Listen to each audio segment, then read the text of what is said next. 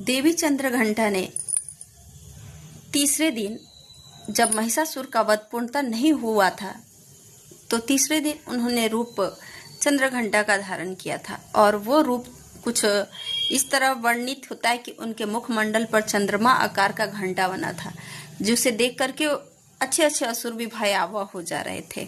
और यह रूप उन्होंने पकड़ा था तो उसके साथ इनके 4 भुजा हो गए थे, जिसमें से एक में धनुष बाण और दूसरे में बाण, एक में धनुष और एक में चंद्र घंटा को ली हुई थी और एक में त्रिशूल को धारण की हुई थी।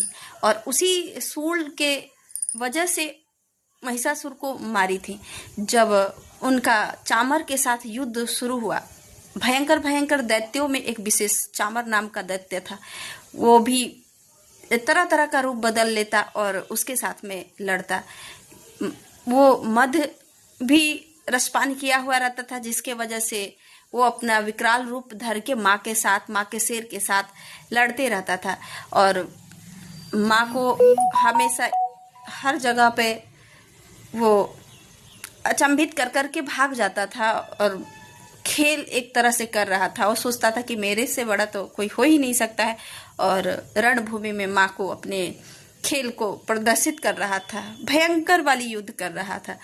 तो माँ ने भी उसको मार डाला।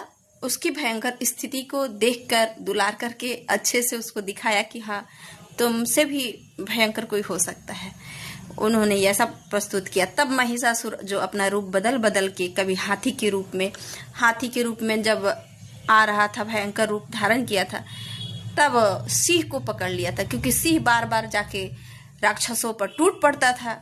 असुरों की तो सेना की वो ऐसे ही सिंह की गर्जन से भय पैदा हो गई थी, तो सोचा कि क्यों न सिंह को मार दिया जाए। तो सिंह को मारने के चक्कर में जो असुर था वो पूर्णतः कोशिश करने लगा कि सिंह को मार दिया जाए, तो हाथी का रूप धारण करके अपने सूंड में सिंह को खींचने लगा। जब सिंह को खींच रहा होता है तो वो तो आकाश मार्ग से भी सिंह चढ़ सकता था, उसमें इतनी दिव्य शक्तियाँ थी। तो वो जाकर के उसके सिर पर सवार हो गए। जो सिंह थे माता जी के, वो सिंह जब उसके सिर पर सवार होते हैं तब वो अचंभा में पड़ जाता है कि आखिर मैं इससे बचूंगा कैसे। तभी सिंह ऊपर से काटने लगता है, फिर अपना रूप बदल लेता है और बाद में महिषासुर का रूप को पकड़ता है और माँ के पास कभी असुर के रूप में विराजमान हो जाता है और दिखाने लगता है अपना रूप, कभी त्रिशूल लेकर के काटने के लिए, कभी शूल पाणी लेकर के काटने के लिए, तरह तरह के रूप का उसमें दुर्गा सप्तशती में विवरण किया गया है।